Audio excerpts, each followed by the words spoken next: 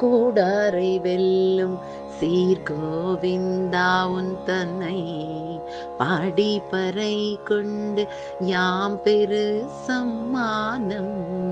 நாடு புகழும் பரிசினால் நன்றாக சூடகமே தோள்வளையே தோடே செவி பூவே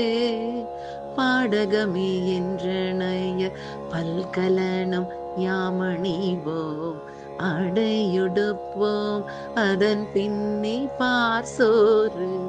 மூடனை பெய்து முழங்கை வழிவார கூடியிருந்து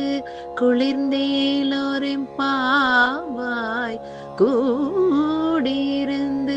குளிர்ந்தேலோ ரெம்பாவாய்.